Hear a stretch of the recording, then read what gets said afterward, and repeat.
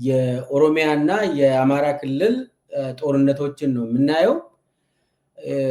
እንግዲህ እስቄል ትናንት አብይ አህመድ ጎንደር ነበር። እዛም የተወሰኑ ነገሮችን አውርተዋል። ፋኖም በአማራ ክልል ከቅርብ ጊዜ ወዲህ በጣም በሚገርም እንቅስቃሴ የአብይ ሰራዊትን የመበተን የተለያዩ ክፍለ ጦሮችን በትኖ አሳይቷል።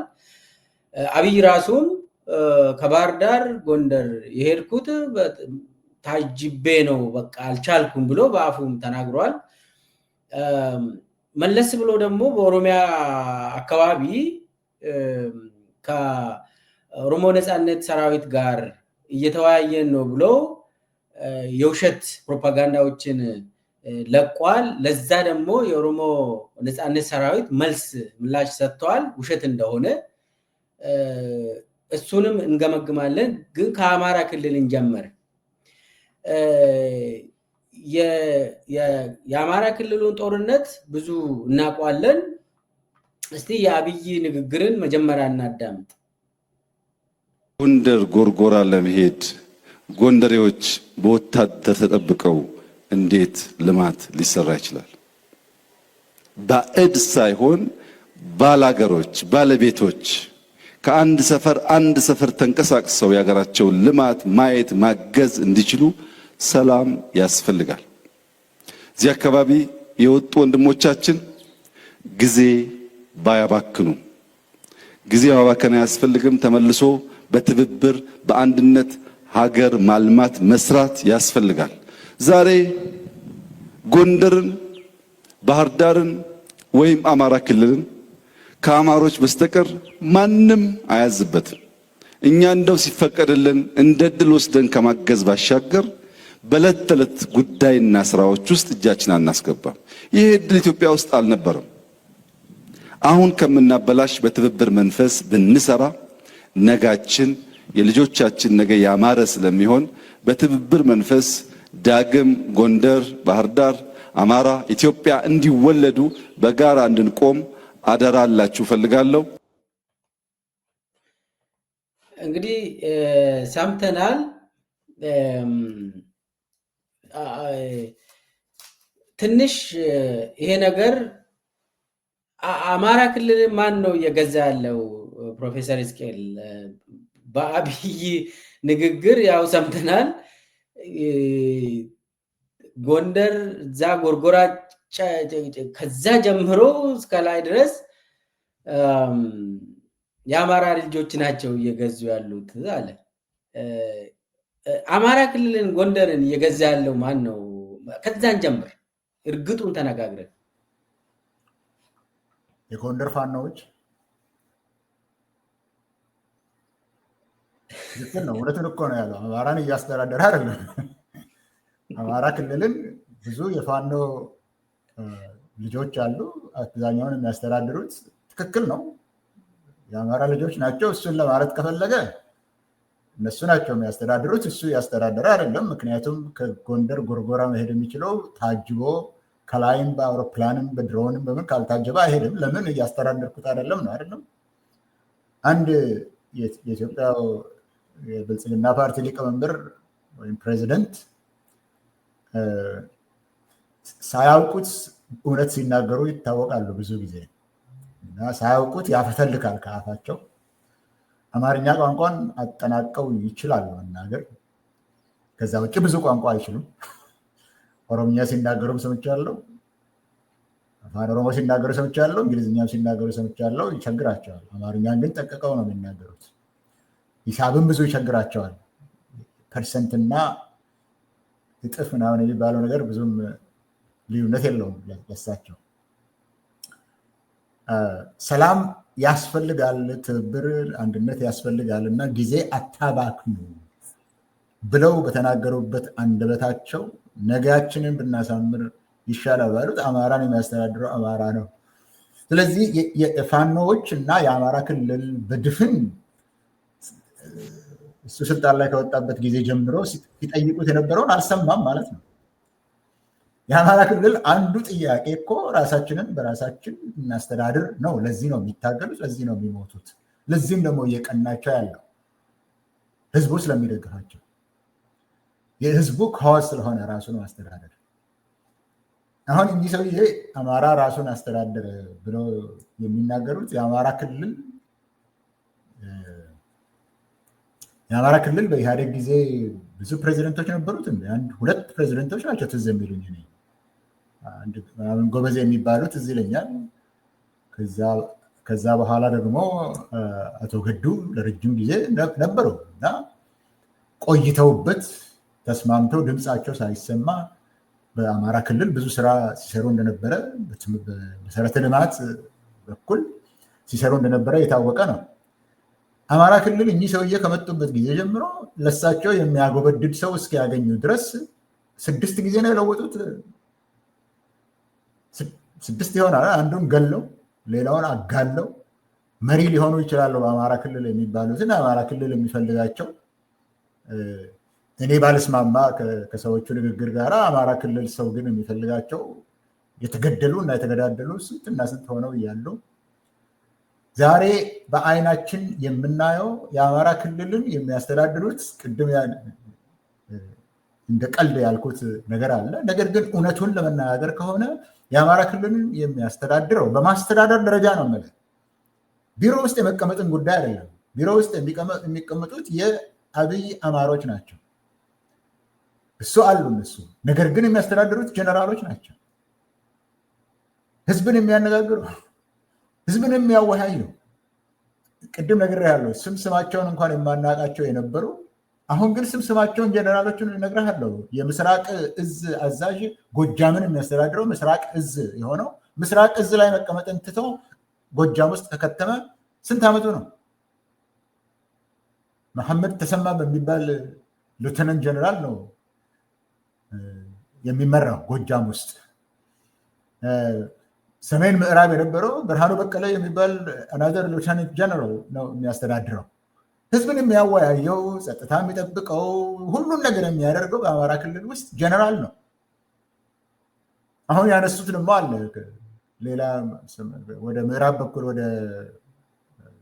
ከጎጃም ምዕራብ ውስጥ እና ወደ ወለጋም ያለውን ሲያስተዳድር የነበረ አንድ ሉተናንት ጀነራል አለ መሰለ ምህረት የሚባል። ሌላው አሰፋ ቸኮል የሚባለው ነው በምስራቅ በኩል ያለው። በሸዋ በኩል ያለውን ሌላ ሉተናንት ጀነራል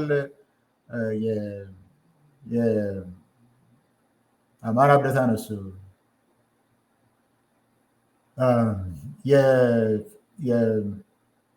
የስፔሻል ፎርስስ አዛዥ የሆነው ሹማ ሰው የሚያስተዳድሩት ይሄ እጅግ የሚጎመዝዝ ነገር ነው የሚናገሩት። የሚያስተዳድሩት የምናውቀው እነዚህ ናቸው። ሌተና ጀነራል መሐመድ ተሰማ ሲሰሙህ እኮ ደስ አይላቸውም። ክቡር ጠቅላይ ሚኒስትር እንደዚህ ብለህ ስትናገር በየቀኑ ሲሞቱ የሚውሉት ሲታገሉ የሚውሉት ዋና አስተዳዳሪዎቹ ወታደሮች እኮ በጎ አድርገው አይቀበሉትም አንተ አሁን የምትለውን ነገር።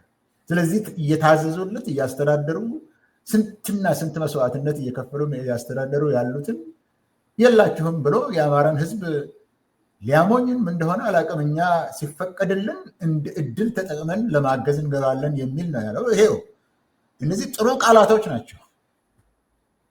አማርኛ ቋንቋ መናገር ይችላል ብያለሁ። ቃላቶቹን አንድ ላይ ማምጣት ይችልበታል። ቃላቶች ናቸው፣ ግን በተግባር ላይ ያለውን የአማራ ህዝብም ያውቀዋል፣ እኛም እናውቀዋለን፣ ጀነራሎቹም ያውቁታል፣ አስተዳዳሪዎቹም ያውቁታል። 6 ጊዜ አሁን የአማራ ክልል ፕሬዚደንት አይደለም እንደ ምክትል ጠቅላይ ሚኒስትር ሆነው ከሱ ጋር ያለው ያኔ ሲያስተዳድር የነበረ ከተገደሉት በኋላ ከሱ የቀጠለው ደግሞ አሁን በትግራይ ህዝብ ላይ ይሄንን ህዝብ ከአማራ ከኦሮሞ ከማን ጋር ተዋርደን እንዋጋለን፣ እንፋረዳለን። ያልተጠቀመው ቃል የለውም እዛ አማራ ክልል ፕሬዚደንት በነበረ ጊዜ። አማራን ከትግራይ ጋር እንዲያጣላ ያደረገው በዚህም ደግሞ ሽልማት የተሰጠውና የፌዴሬሽን ምክር ቤት አፈጉባኤ የሆነው አብሮ ሄዶ ትናንትና ለዚህ እኮ ነው አሳፋሪ። እሱ ብቻ የሚናገር ሳይሆን አሳፋሪ ሰዎች የአሳፋሪዎች ስብስብ በሆኑ ለእኔ ለክልሉ እንደሚሰማው ሰው 400 ዓመት ታሪክን የቀየረ ሰው ምን አድርጎ ነው የቀየረው? 400 ዓመት እንግዲህ ያቺ የፋሲል ግንብ ኖራ ተቀባችና በ400 ዓመት ለአማራ ሕዝብ ተቀየረ ነው የሚለው። ይሄ እዛው አማራ ክልል የነበረ ሰውዬ ወይም ክቡር ጠቅላይ ሚኒስትራችን እንደዚህ ያደረጉ የሚለው ሰሞኑን እዛ ሲመላለስ የነበረው እዛው ፕሬዚደንት የነበረ ምክትል ጠቅላይ ሚኒስትር የሆነ ምክትል ጠቅላይ ሚኒስትር ከመሆኑ በፊት ደግሞ የአማራ ክልል ላይ የአስቸኳይ ጊዜ አዋጅ ሲታዘዝ የዛ አዛዥና ሰብሳቢ የነበረ ተመስገን ጥሩነህ የሚባለው ፋርሴቡላ ሆኖ ትናንትና ከትግራይ ጋር ለምን ተገናኛችሁ? ከትግራይ ህዝብ ጋር ለምን አንድነት መሰረታችሁ? የአማራ ህዝብ ድፍኑ ተላላኪ ነው ያለው ሰውዬ ድፍን አማራ ህዝብን ተላላኪ ነው ያለው ሰውዬ እሱ ነው የሚያስተዳድር ለማለት ነው። አሁን እነዚህ የጠቀስኳቸው ናቸው ማለት የሚያስተዳድሩት እነዚህ የአብይ አማሮች ናቸው። እርግጥ ከአማራ ክልል የመጡት የአብይ አማሮች ናቸው። ነገር ግን አማራ ክልል ላይ ከውጭ ሀገር በእርዳታ በዩኤኢ እርዳታ የሚመጣውን ቦምብና ጥይትና መትረየሱን ሁሉ የሚያርከፈክፉበት በአማራ ክልል ላይ በየቀኑ የሚያርከፈክፉበት የባንክ ሰራተኛን፣ አስተማሪን፣ መንገድ ላይ የሚሄደውን ጨፍጭፎ የሚገሉ፣ በድኖን የሚገሉ፣ ገበሬውን እንዳይሰራ የሚያደርጉ፣ ልጆቹን የሚገሉበት፣ ቤቱን የሚያቃጥሉበት እነዚህ ሰዎች ናቸው። እስከዚህ ድረስ የአማራ ህዝብ አይገባውም ነው? እስከዚህ ድረስ ለምንሰማው ሰዎች አይገባቸውም ነው? ይሄ ነው ያለባቸው የኢትዮጵያ ህዝቦች። እንደዚህ የሚቀልድባችሁ በሞታችሁ፣ በኑሯችሁ፣ በነጋችሁ ላይ የሚቀልድ የአፄ ፋሲልን ወይም የፋሲለደስን ትንሽ ነጭ እንትን አቅርቦ እዛው ነው ደግሞ የሚመላለሰው። ከአማራ ክልል መርጦ ደግሞ የሚመላለሰው ሌላ ቦታ አይደለም የሚሄደው። የአማራ ክልል ይህንን ፋሲለደስ አጠገብ ነው የሚሄደው። ከዛ ጎርጎራ ነው የሚሄድልን። ከዛ መርከብ ላይ ጣናነሽ እኮ ስራ ጀመረች ብሎ መርከብ ላይ ይሄድልሃል። እነዚህን አሳይተው ለአማራ ህዝብ ሰራው ሊልህ ነው የመጣ። የአማራ ህዝብ እስከዚህ ድረስ ሞኝ አይደለም። የአማራ ተዋጊዎች እስከዚህ ድረስ ሞኞች አይደሉም። በአማራ ክልል ላይ ሌት ተቀን የሚሰሩትም ወታደሮች ትዕዛዝ ተቀብለው እንደ ወታደር ሰላም ተሰጥተው የሚያስተዳድሩትም ወታደሮች እስከዚህ ድረስ ደደቦች አይደሉም። ቁንጮ ላይ የወጣው ሌላ ነው። ቅድም ያልኩ ይሄ ቺፍ ኦፍ ስታፉ ሌላ ጉዳይ ነው። ሌሎች ግን ከዛ የሚመጡት እስከዚህ ድረስ ራሳቸውን የዘነጉ ራሳቸውን የሸጡ ሰዎች አይደሉም። እነሱም ያውቁታል ለማለት ነው። ወዳጅ የጎንደርን ትንሣኤ ነው ያለው። የጎንደር ትንሣኤ ዳባት ላይ ትናንትና ነው ከሳምንት በፊት የተደረገውን እናውቃለን። 2 ክፍለ ጦሮች ያለቁበትን ዳባት ላይ የሆነውን እናውቃለን። እሱ ራሱ የኢትዮጵያ ጠቅላይ ሚኒስትር ነኝ የሚለውም በዛ ቢሮ ውስጥ የገባውን ሰውዬ ከዚህ እዛ ድረስ 100 ኪሎ ሜትር መሄድ አልቻልንም እያለ ከዛ ሀገሩ ሰላም ነው ደግሞ ስንት ናቸው ወጥተው የአማራ ተደላድለዋል። ይሄ ቅድም ስሙን ያነሳነው ቺፍ ኦፍ ስታፍ 90%ን በሪፖርት መልክ ሊቀርብ በሚችል እንኳን አድርገናል ሲል በአንድ ራስ ሺህ ምላስ ሆኖ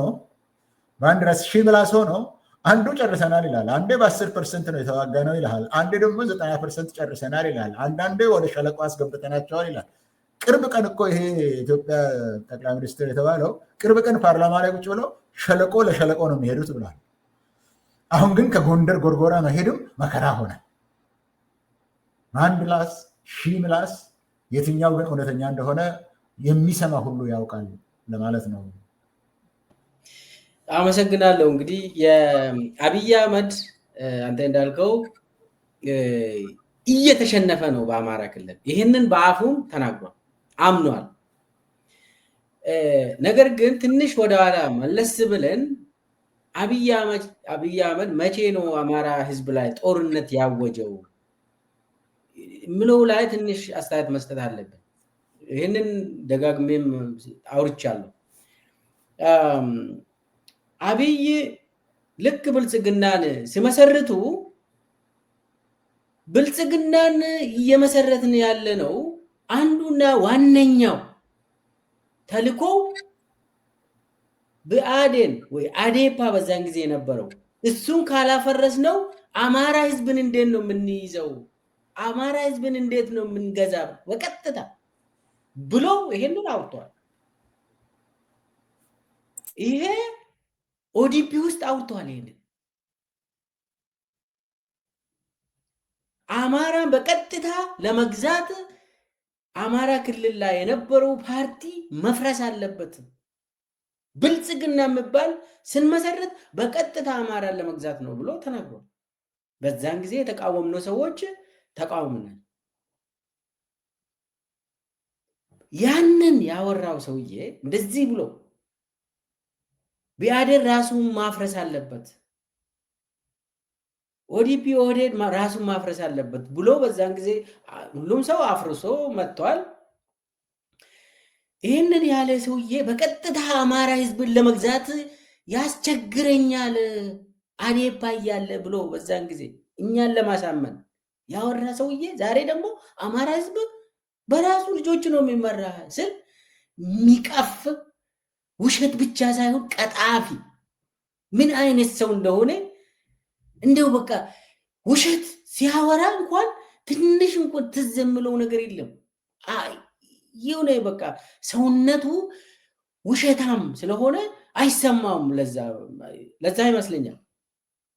ስለዚህ ብልጽግና መሰራረቱ ራሱ ጸረ አማራ ነው ለማለት ፈልጌ ነው። አማራን ለማንበርከክ የተጠፈጠፈ ፓርቲ ነው ብልጽግና። አሁን ጎንደር ላይ ከንቲባ ለመሾም አማራ ህዝብ በራሱ ነው ይህ የለም፣ እንደዛ የሚባል የለም። አንዱ እሱ ነው። ሁለተኛ ደግሞ እነ ዶክተር አምባቸው የተገደለው በትክክል የአማራ ህዝብን ጥቅም የሚያስከብር ሰው በመሆኑ ነው። አማራ ህዝብ በመንግስት ደረጃ አመራር አልባ የሆነው በመንግስት ደረጃ በመዋቅር ደረጃ አመራር አልባ እንዲሆን የተወሰነው አብይ አህመድ ዶክተር አምባቸውን ሲገለው ነው፣ ሲያስገድለው ነው። ይህንን ተናግሬያለሁ። ይህን መረጃ ተጠቅመን ይህንን ተናግሬያለሁ። በዚህ በሆርን ኮንቨርሴሽን ላይ ብዙ ጥልቅ ሪሰርች አካሄደን ይህንን ተናግረናል።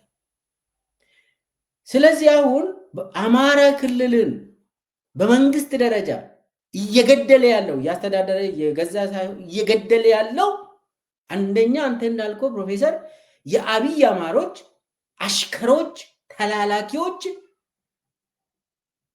ከተመስገን ጥሩነህ ጀምረው እስከ አረጋ ከበደ። በነገራችን ላይ ተመስገን ጥሩነህና አረጋ ከበደ ዘመዶች ናቸው። የስጋ ዘመድ የአንድ ሰፈር ልጆች ናቸው።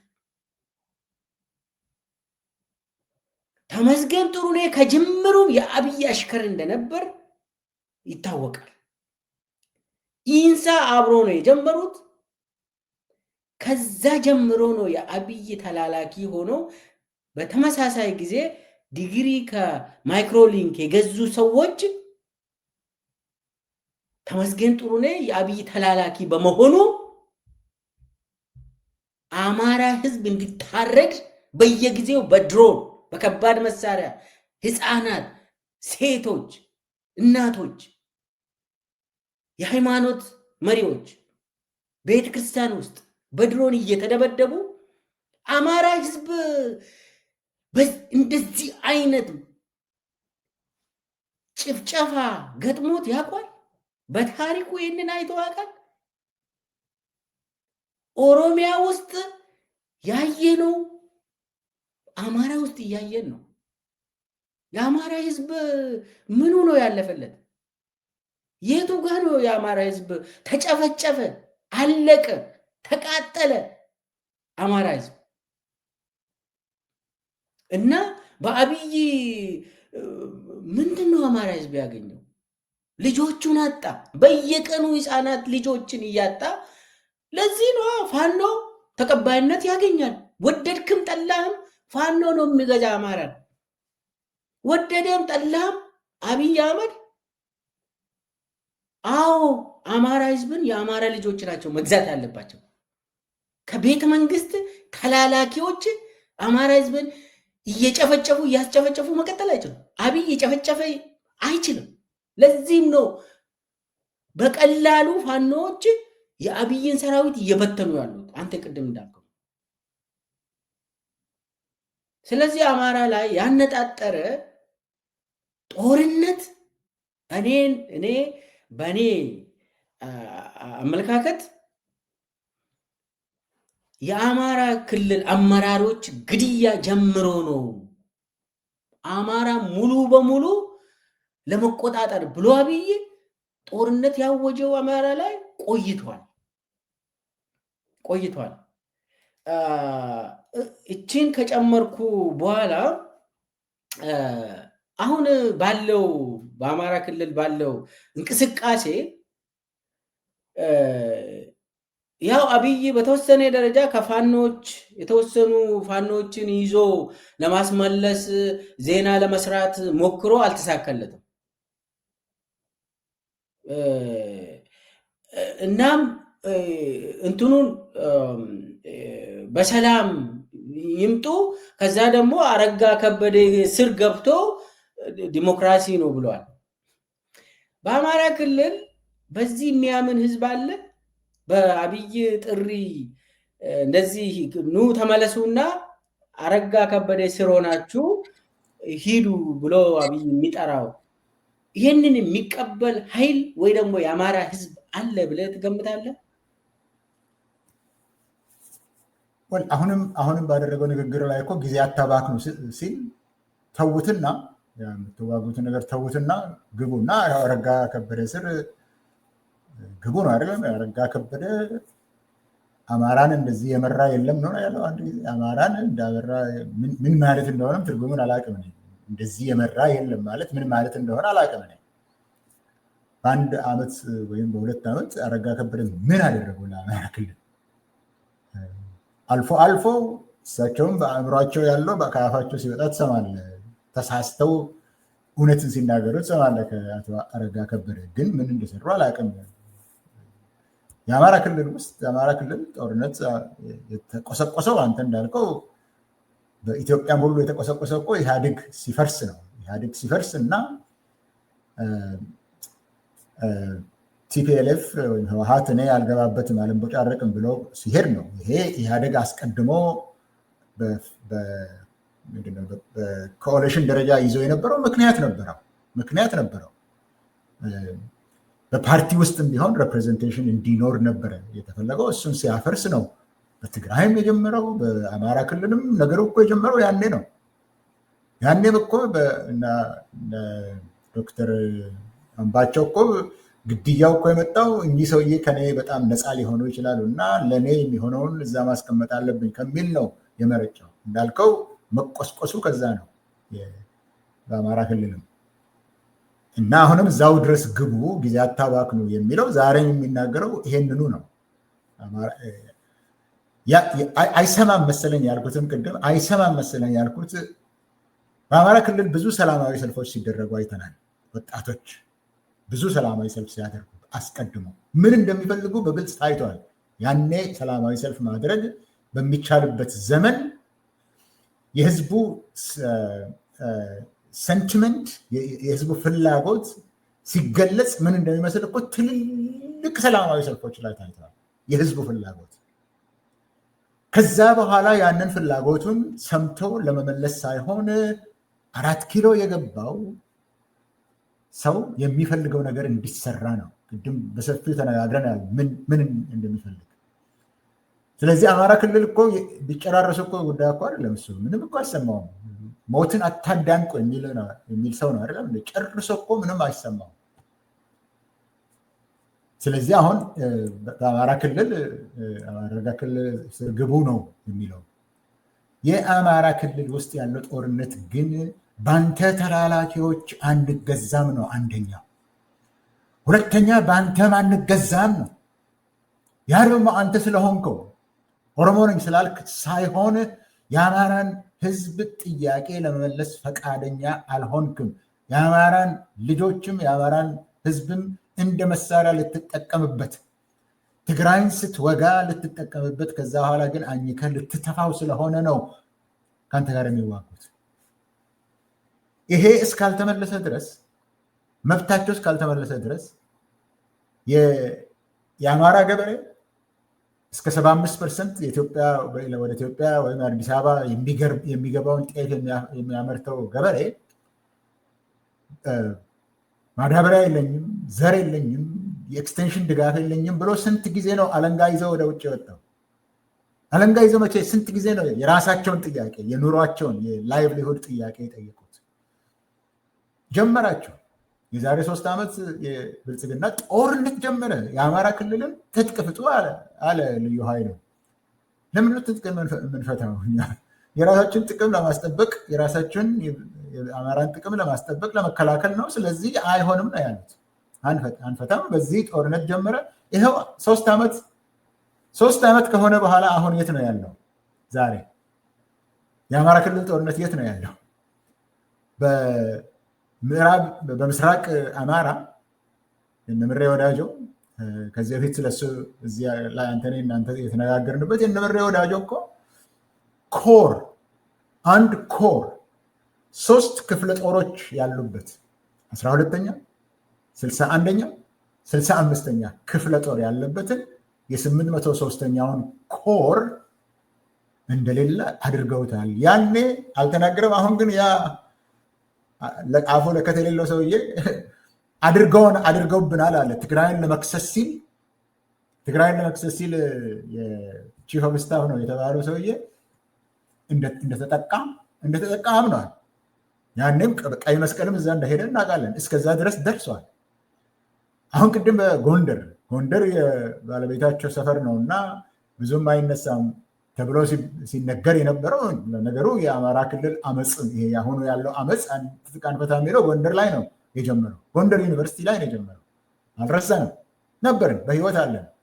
አእምሯችን አሁንም ነገር አንዳንድ ነገርን ያስታውሳል።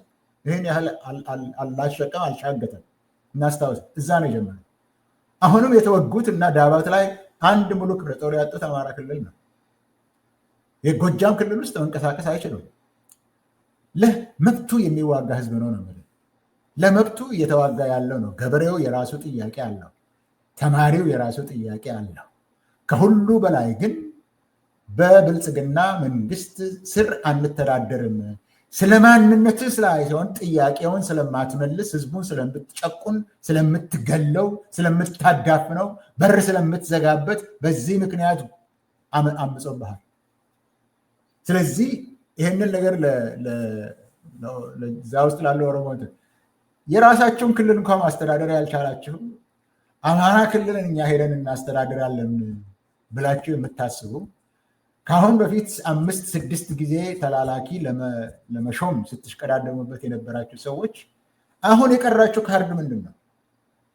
ያችን ካርድ ነው አይደል የመዘዘው? በአማራ ነው የምትተዳደሩት ማለት እኮ ያችን ነው የመዘዘው። እያስተዳደርኳችሁ ነው ያለ ያቺ የመጨረሻውን ካርድ ነው የመዘዘው። እሱ አይሰራም። ለምን? መከላከያ እያሰለጠነ ነው። በአማራ ክልልም ብዙ አሰለጠንኩ ያለ ነው። በብር ሸለቆ እያሰለጠንኩ ነው አስመርቅ ያለው ይላል። ባስመረቀ ቁጥር የተመረቀው ወደ አማራ ክልል ጦር እየገባ ነው። ፋኖዎች ጋር እየተቀላቀለ ነው። ከሌላ ቦታ የምታመጣውን ከኦሮሚያ የምታመጣው ከደቡብ የምታወጣው በቴሌቪዥን አይተናል፣ ከአንደበታቸው ሰምተናል፣ ከብዛታቸው አውቀናል። ለመዋጋት አይፈልጉም።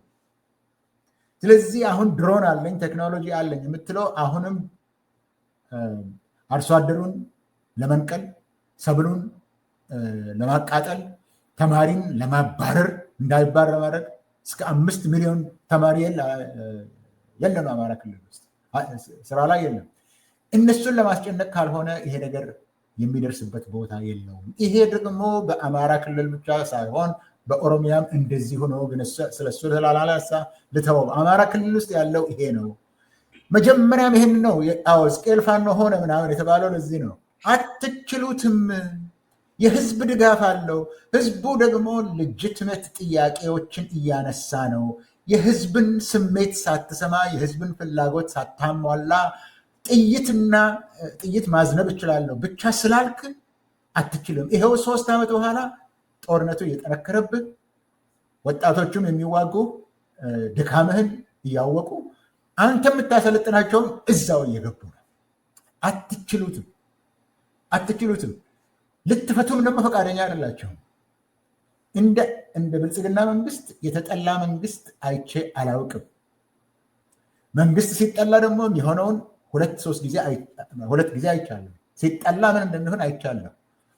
ይሄኛውን ሸክም አሁን ያለውን ሸክም ለመሸከም የሚፈልግ አንድም ኢትዮጵያዊ የቀረ አይመስለኝም።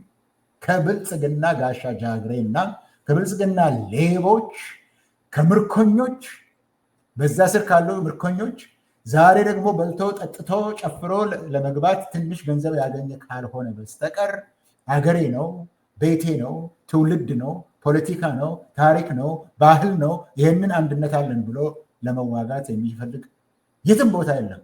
የጠየቀኝ ግን በአማራ ጉዳይ ነው። እሱ ሊመለስ የማይችልበት ደረጃ ላይ ደርሷል። በጣም አመሰግናለሁ። እንመልስ ወደ አማራ ክልል ትንሽ ስለ ኦሮሚያ ትንሽ አውርተን አላለቀም፣ እንመለሳለን። ነገር ግን ኦሮሚያ ክልል ውስጥ ሰሞኑን ሲወራ የነበረው የኦሮሞ ነፃነት ሰራዊትና ብልጽግና ተስማምተዋል ብሎ የአብይ ፕሮፓጋንዳ በጣም ሲነዛ ነበር፣ በጣም ሲወራ ነበር። እሱንም አልፎ የኦሮሞ ኢሊት በተለይ ደግሞ በሰላማዊ ትግል የሚያምኑ እነ ጀዋር መሐመድ ጭምር እነ አንተም እኔም ጭምር እነ ለማ መገርሳም ጭምር ከአብይ ጋር ድርድር ጀምሯል፣ እነሱም ይመለሳሉ፣ አንድ ላይ ሆነን የሰሜኑን ጭራቅ ብሎ አብይ የሚጠራው የሰሜኑ ጭራቅ ይላል። የአማራ ፋኖ፣ የትግራይ ቲዲኤፍ ቲፒኤልኤፍ እና የኤርትራ አንድ ላይ አድርጎ የሰሜኑ ጭራቅ ብሎ ነው የሚጠሩት። አሁን ብልጽግናው አሁን የኦሮሞ ሰዎችም አሚን ኢሊትም ከኛ ጋር ነው የሆኑ ያሉት፣ የተስማማን ነው የተወያየን ነው ብሎ ኦሮሚያ ውስጥ እስከ ቀበሌ ድረስ ይሄንን ውሸት የሆነ በዶክመንት አዘጋጅቶ እስከ ቀበሌ ድረስ በአመራር ደረጃ እየተወያዩ ነው። ለዚህ ደግሞ የኦሮሞ ነፃነት ሰራዊት ምላሽ ሰጥቷል። ይሄ ውሸት ነው፣ ምንም አይነት ከብልጽግና ጋር እየተወያየን ያለ ነው ምንም ነገር የለም፣ የአብይ ውሸት የታወቀ ውሸት ነው ብሏል። እኛም በኩል ያለው ጀዋርን ጭምር ለማ መገርሳ ጨምሮ ምንም አይነት ውሸት ነው። ከአብይ ጋር እያወራ ያለ ማንም ሰው የለም። ያው የሚታወቀው የኦሮሞ ነፃነት ሰራዊት ከጠረፍ ላይ አይደለም አሁን እየተዋጋ ያለው አዲስ አበባ ዙሪያ ነው። ሪፐብሊካን ጋርድ እነ ሹማ አብደታ ደረታቸውን ነፍቶ አዲስ አበባ ውስጥ ሆኖ ይሄው ሸኔዎችን እየገደልን ነው በአዲስ አበባ ዙሪያ ብሎ መግለጫ የሚሰጡበት ጊዜ ነው። አዲስ አበባ ዙሪያ የኦሮሞ ነፃነት ሰራዊትን እንደዚህ ያው እየገደልን ነው ምናምን ይላሉ። መግደል የሚባለውን ነገር እነሱ ቋንቋቸው ሆነዋል። ለእኛ ስለሚከብድ ያው ምን እንደምንል ራሱ አላቅም። ብቻ ግን በራሳቸው የሚሰማ ነገር ምንድን ነው? የኦሮሞ ነፃነት ሰራዊትን እዛው አዲስ አበባ ዙሪያ ላይ የገጠሙ ባለበት ጊዜ ይህንን ፕሮፓጋንዳ ለምንድን ነው በዚህ ሰዓት አብይ ኦሮሚያ ውስጥ እንዲወያዩበት?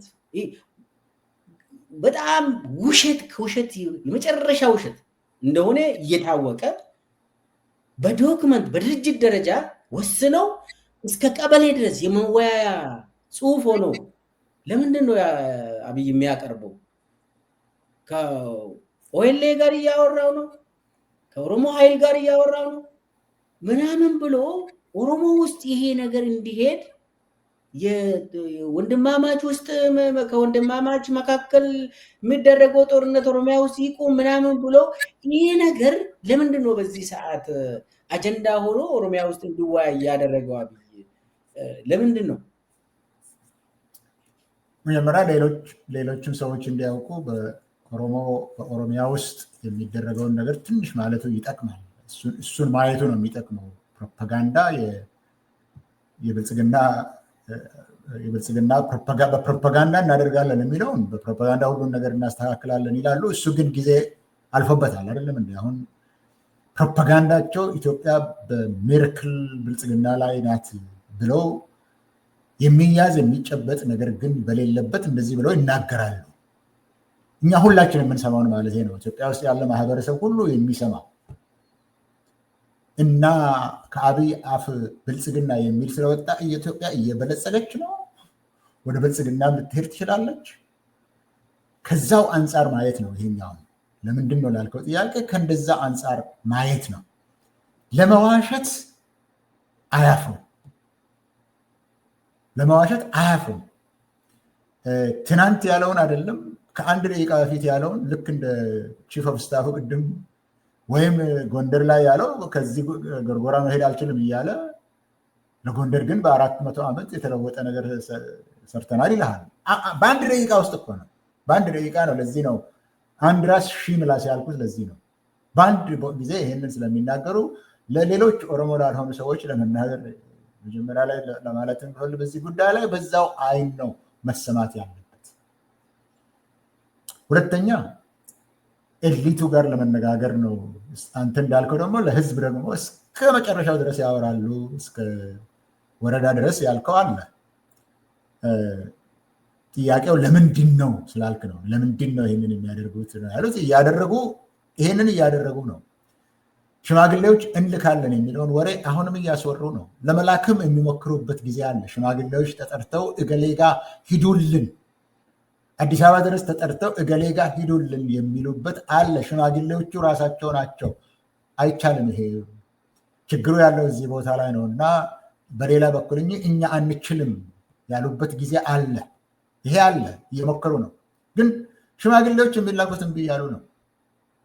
አንችልም፣ ችግሩ ከኛ አቅም በላይ ነው። ኤሊት፣ ይሄ አጎብዳጅ እና አደግዳጊ የሆነ ኤሊት ያልከው ከተማ ውስጥ ያለ አለ። እነሱም በሚችሉበት መንገድ ምን አለ ብትመጡ፣ ምን አለ ብታደርጉ ምናምን ማለትን አቁመው አላለልህም፣ ይሞክራሉ። ለምን ስላልከኝ ነው ይህንን የማነሳው። ነገር ግን አንተ ትተህ የወጣኸው ተሰደህ የወጣኸው ያን ጊዜ እድል ስላልነበረ ነው ከእነሱ ጋር መስማማት። ለማ ነገር ትቶ የወጣው ለመስማማት እና አብሮ ለመሆን ስላልቻለ ነው።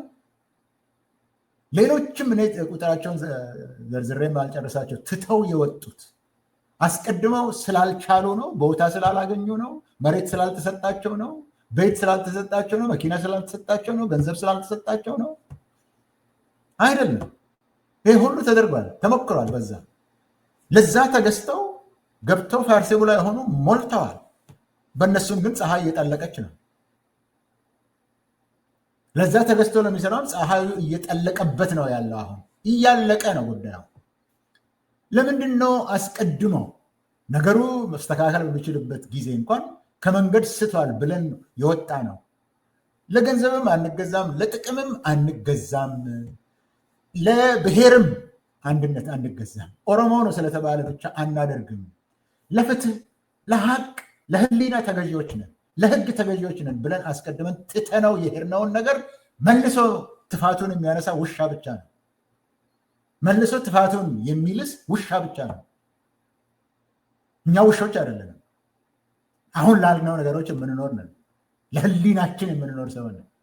ለኦሮሞ ህዝብ ይገባል የምለውን ነገር እኔ ለሌላ የኢትዮጵያ ህዝብም ይገባል ብዬ የምሟገትለት ነው እንጂ ለኦሮሞም የሆነው ለሌላ ይከልከል የምል ሰው አይደለሁም። አንተም አይደለህም፣ ለማም አይደለም፣ ሌላውም አይደለም። ይህን ሁሉ አሳይተናል። ለህሊናችን ብንኖር ነው፣ ለህግ ብንገዛ ነው ብለን በፊት የተውነውን ነገር ተመልሰን ደግሞ እንሰዋለን። ስላልሞከሩ አይደለም፣ ስለማይሞክሩ አይደለም። አሁን ይሄ ነው እንግዲህ አንተ ወደ ጠየቀኝ ጥያቄ የሚወስደኝ ለምንድን ነው ከሰሜን ሌላ የመጣብህ ነው ጭራቅ፣ ከሰሜን ጭራቅ እየመጣብህ ነው። ስለዚህ አንድ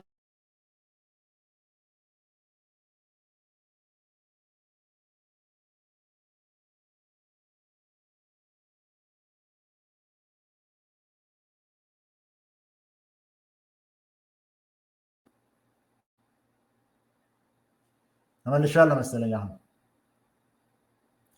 እና ከሰሜን እየመጡብህ ነው ጠላቶች። ሰሜኖቹን ስም አይጠቅሱም። ይሄን ታውቃለህ አይደለም? ያው ሰሜን ነው የሚለው ስም ግን አይጠቅሱም።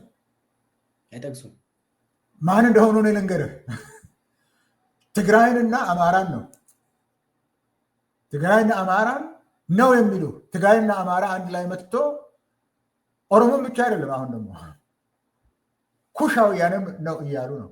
በደቡብ ያለው በሙሉ ነው የሚል በደቡብ ያለው በሙሉ እንደዚህ የሆንከው በሙሉ አንድ ላይ ሆነና ተዋጋ በሚሉበት ደረጃ ላይ ደርሰዋል። ለምን አሁን ሰሜናውያን የሚሉትም ማን ነው? ሂድና ትግራይን ቆስቁሰው ያለ ትግራይን ውጋ ያለህ ማን ነው? ማን ነው ያን ሁሉ ጦርነት አውድበት ያለው? እኛ ተፋላሚዎች ነው የነበርነው ያን ጊዜ። የአማራ ላይም ስታነሳ ለምንድን ነው አማራ ላይ ጥይትህንና ድሮንህን የምታነሳው? የአማራ ህዝብም ልጅትመት ጥያቄ አለው። ያለ አግባብ የሚናገሩትን የማይገባ ነገርን የሚናገሩትን የአማራን የፖለቲካ ልሂቃን ደግሞ የፖለቲካ ነው ያልኩት፣ የባህል ልሂቃኑን አይደለም። ልሂቃን በተለያየ መስክ ስላሉ እነሱንም አስተካክሉ ብለን ስንሰብክባቸው ነው የነበር ነው። ዛሬ እንደው ተነስተን ነቅተን ከትግራይ ሌላ ነገር ሊመጣብኝ ነው፣ ከአማራ ሌላ ነገር ሊመጣብኝ ነው አይደለም፣ አናደርገውም። አሁን እኔ ልንገር፣ ሌሎችም እንዲሰሙን፣ የኦሮሞ ዋና ጠላት አማራ አይደለም። የኦሮሞ ቀንደኛው ጠላት ትግራይም ህወሓትም አይደለም። የኦሮሞ ህዝብ ቀንደኛ ጠላት ኦሮሞ ታግሎ ያገኘውን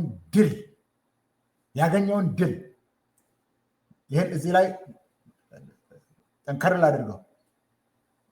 ማርጂናላይዜሽን ወደ ጎን ተገፋን። በኢትዮጵያ ውስጥ ወደ ጎን ተገፋን። በፖለቲካ ወደ ጫፍ ተገፋን። ስለዚህ እንመለስ ነው የኛ አንዱ ጥያቄ የነበረው የኦሮሞዎች። አሁን ስንደርስ ግን ቆሻሾች የማንም አለ። የኦሮሞ ውስጥም ቆሻሻ አለ፣ በአማራም አለ፣ በትግራይም አለ። ቆሻሾች ወጥተው ማን እንደሆነ እኮ ልትነግር ትችላለህ። ማን ቆሻሻ እንደሆነ ከሁሉም የህዝብ ልጆች አሉ፣ ቆሻሾች በሁሉም ቦታ አሉ። ከሁሉም ከኦሮሞ ውስጥ አተላ ወጣና ለኦሮሞ ህዝብም መከራ፣ ጥላቻ ያዋለደ፣ ለኢትዮጵያ ህዝብም ጦርነት፣ ድህነት፣ በራስ አለመተማመንን ያዋለደ እሱ ነው እንጂ ጠላት ከሰሜን የሚመጣው አይደለም። የሚሞክሩት ግን አሁን እየሞከሩ ያሉት ግን የማናውቃቸው ህወሓት ስር እኮ ተዳድረናል ነበር አይደለም? እንደዛ አንተ ህወሓት እኮ መንግስት ሆኖ አስተዳድሯል። ከዛ የባሰ ሊያመጣብኝ ነው ከህወሓት። አሁን ህወሓት ቢመለስ አንድ በጀዋር የለጠፈውን አይቻለሁ። ከአማራ ክልል አንድ በመለስ ጊዜ እኮ እኛ አጭነን ሰርተን የምንኖር ነበረ፣ ይሄኛው እኮ ፎቅ ሰራሁልህ የሚል ነው። ምን ፎቅ ነው የምትሰራልኝ ብሎ የሚናገር ገበሬው ነው። ገበሬው ያውቃል። ስለዚህ ማድረግ ሲገባ መሸበብ የሚቻልበት ጊዜ ያልተሸበቡትን የኦሮሞን ኤሊቶች ዛሬ ሊሸብቡ ነው ብሎ ማሰብ አይቻልም። እነዚህ ህሊና የሚገዛቸው ሀቅ የኦሮሞ ብቻ ሳይሆን የሌሎችም ሀቅ የሚገዛቸው ለሐረሪም እንኳን ሐረሪ በእኛ በኦሮሞ መካከል የሚኖሩ ናቸው። ለነሱ ግድ የሚለን ሰዎች ነን እኛ። ጥቂት ሰዎች ናቸው እንግፋቸው የሚሉ ብልጽግናዎች አሉ። አንልም፣ እኛ አንልም እንደሱ። አሁን የድሬዳዋን ያነሳሉ፣ የእንትኑን ጉዳይ ያነሳሉ። እኛ ከህዝቦች ጋር እንዴት እንደምንኖር እናውቃለን። ከሐረሪም ጋር እንዴት ስንኖር እንደነበረ ምልክትም ለፌዴራሊዝም መሳካት ምልክት ልታደርገው የምትችል ነው የሐረሪ ጉዳይ። የድሬዳዋ ጉዳይ ለፌዴራሊዝም ምልክትና መመሪያ አስተማሪ ልታደርገው የምትችል ነው። ኦሮሞና ሶማሌ እንዴት አድርገው አብሮ እንደሚኖር እነዚህ ስለመጡ ተሸብበው ወደዛ ይመለሳሉ ማለት አይቻልም። ፕሮፓጋንዳ ነው ያልኩት ለዚህ ነው። መታየት ያለበት ለሌሎቻችሁ ሁሉ ሲናገር ኦሮሞ ሊመጣብህ ነው ብሎ ሲነግርህ እንደነበረ ለአማራ ክልል ያው ነው፣ የተለወጠ ነገር የለም። ኤሊቱን ግን ያለውን ሊሸብብ የሚችል አይደለም። በጦርም እየተዋጉ ያሉ አሉ። የኦላ የኦሮሞ ነፃነት ሰራዊት እየተዋጉ አሉ። ለዛም እድል ነበረው። ቦታ ለመስጠት እድል ነበረው። ናና ግባ፣ ጊዜ አትፍጅብኝና በእኔ ጭቆና ስር ግባ የሚባለው ጉዳይ ነው ያልተሳካው። እነ ጃልመሮን ታንዛኒያ ላይ ይዘህ እነ ጃልሰኝን ግን ና ግባ ስትል ነው ያልተሳካው። ከገባ በኋላ እነ ጃልሰኝ ሆነላቸው እንዴ? ከነሱ መካከል ጥሩ አዛዦችን ያውቃል የሚባሉትን ከገቡ በኋላ ወጥተው አልረሸኑም። በዚህ ምክንያት እየሆነ ያለው አሁን ስለ አዲስ አበባ አካባቢ ነው አንተ ያነሳው። አዲስ አበባ አካባቢ ማለት ምስራቅ ሸዋ፣ ምዕራብ ሸዋ፣ ሰሜን ሸዋ ማለት ነው። ምዕራብ ሸዋ ላይ እነሰኝ ለቀው የነበሩበት ቦታ ላይ አሁን አንድ የብልጽግና ካድሬ ሊሄድ አይችልም። እዛ ቦታ ሊደርስ አይችልም። ስለዚህ ያንን እድል ነበራቸው። በትግራይ ላይ እንደጨረሱ እዚህም መጨረስ ይችሉ ነበር። ለመጨረስ አይፈልጉም። አብይ አህመድ ጦርነትን ይፈልጋል። ከጀመረበት ጊዜ ጀምሮ ጦርነት ውስጥ ነው ኢትዮጵያን ያኖረው። ይሄንን መካድ የሚችል አእምሮ አለ ወይ? ከተጀመረ ጀምሮ ጦርነት ውስጥ ነው ያለ ነው። በጨለማው ዘመን በኢህአዴግ ጊዜ ይባላል 30 ዓመት በህወሓት ባስተዳደረ ጊዜ እኮ መረጋጋት ነበረ። በሀገር ውስጥ ስንመላለስበት ነበር። አንተም ኖረ ስታስተዳደርበት ነበረ። መረጋጋት ነበረ። ሰሜኑ የሚያመጣብኝ የኢህአዴግን አይነት አስተዳደር ከሆነ ይምጣልኝ። ለኔ እንደዛ ከሆነ ይምጣ። በኦሮሞ በባህሉ ኮርቶ በአስተዳደሩም የራሱን ክልል ኖሮት የሚሻሻል ነገር ሊያሻሽል በሚችልበት ጉዳይ ላይ ከሆነ ያ ከሆነ የህወሓት የጨለማ ዘመን ከአሁኑ ጋር ሲወዳደር ከሆነ ያኛው አያስፈራኝም። የነሱ መምጣት አያስፈራኝም። የነሱ መመለስ አያስፈራኝም። 7 ዓመት በፊት ነው የነበረ። 7 ዓመት ወደ ዩኒቨርሲቲ ስንመላለስ ስንሰራ አንተንም እዛ ስንገናኝ ነው የነበረው። መረጋጋት ነበረ። እስከ ደምቢዶሎ ድረስ ተመልሼ ይመጣ ነበረ። አሁን ከሱሉልታ ማለፍ የማትችልበት ነው። ያ ከሆነ የሚመረጥ በሁለቱ መካከል በሱ ልታስፈራራኝ ከሆነ የኦሮሞ ህዝብንም የምነግረው በሱ ከሆነ ሊያስፈራራህ የሚችለው ህወሓት ከመጣ ነው ብሎ የሚያስፈራራህ ከሆነ ለአማራም የሚያስፈራራህ ከሆነ እሱ ይሻልሃል። ከአሁኑ እሱ ነው የሚሻልህ። ሰርተህ ልትገባ ትችል ነበር። ለነገ ለልጆች የምትችልበት ጊዜ ነበረ። ንግድህን የምትነግድበት የምትንቀሳቀስ መሰረተ ልማት የሚሰራበት ነበረ። መረጋጋት ሙሉ ለሙሉ ሰላም ነበረ ባትል መረጋጋት የነበረበት ሀገር ነው። በዛ ማስፈራራት አይቻልም ልልህ ነው። አመሰግናለሁ። ስለዚህ አሁን አብይ ለማስፈራራት በአንድ በኩል ኦሮሞን መሸወድ የሚፈልግ ያ አካሄድ አለ፣ አይተናል። ያ ደግሞ ጊዜው ያለፈበት ጊዜ ነው። አሚን አይችልም ከዚህ በኋላ። በኦሮሚያ ውስጥም ተዳክሟል።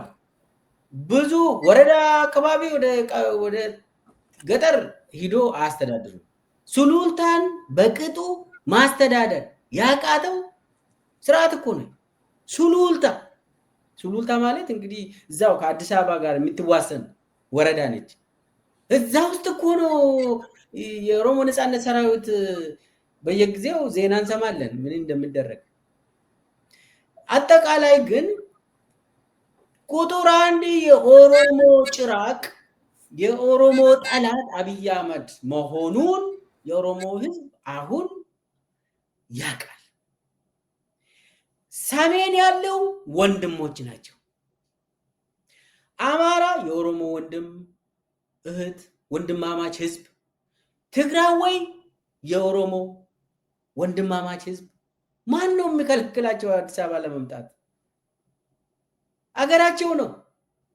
አብይ እኮ ትግራይን ገፍቶ ሂዱልኝ ብሎ ህገ መንግስቱን ጥሰው አባሮ ከፌዴሬሽኑ ግን ትግራይ ህዝብ አንሄድም ብሏል። ይሄ ነው ሀቁ።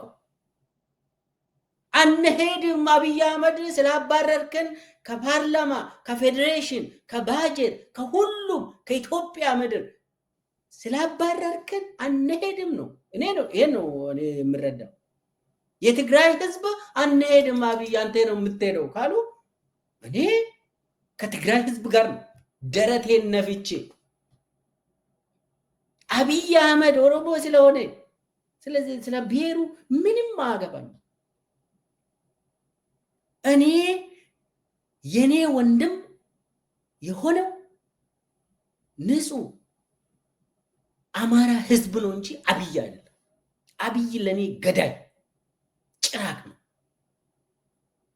ለኔ የሚቀርበው የአማራ ህዝብ በድሮን እየተጨፈጨፈ ያለው ህዝብ ነው። እኔ ይሄ ሰብአዊነት ነው፣ ዜግነትን ብቻ አይደለም። ምንም አንተ የፈለከው ሀገር ዜጋው ጫፍጫፊ ገዳይ ለምን ወንድሜ አይሆንም? የአባቴ ልጅም ለምን አይሆንም? የኔ ጠላት ነው የሚሆነው። ይቅርል ኦሮሞ ምን አብይ የሚያወራው ተውሱ። ስለዚህ አሁን እየተካሄደ ያለው ይሄ የኦሮሞ መንግስት ምናምን የሚባል ወራዳ የሆነ አስተሳሰብ አብይ የሚያራምደው አስተሳሰብ ውሸት፣ የትም አይደርስም።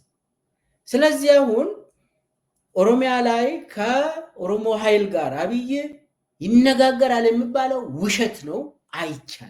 አይቻልም። አብይ አህመድ ጸረ ኦሮሞ የሆነ ሰው ጸረ ኦሮሞ የሆነ ስርዓት ገንብቶ ኦሮሞን እየጨፈጨፈ ያለው ኦሮሞ በታሪክ እንደዚህ ተጨፍጭፎ አያውቅም። በታሪክ አማራ ህዝብም ይሄንን አይቶ አያውቅም። እንግዲህ የኢትዮጵያ ታሪክ ያጠናን ሰዎች ትግራይ እንደዚህ ጄኖሳይዳል የሆነ አሁንም ዳግማዊ ጄኖሳይዳል ለማካሄድ አብይ ሴፉን እየወለወለ ያለበት ጊዜ ነው። እዚህ ላይ ነው እንደ ከአብይ ጋር የሚሰራል። ለምን ፋኖ አይደለም ሰይጣን ነው ሚልኬሳ ለምን አይልም እያለ ነው። አንተም እንዳልከው ቅድም እስኬል ፋኖ ነው፣ እስኬል ወያኔ ነው። አሁን ደግሞ ሚልኬሳ ወያኔ ነው። ሚልኬሳ ለምን የፈለገ ሚልኬሳ ስም ስጡ። እኔ ከገዳይ ጋር ዝምድና የለኝም። ያበቃበት ዘመን ነው። የጋራ የሆነ ጠላት አብይ አህመድ ይባላል። እሱ ላይ ነው የምናጠነጣጥረው።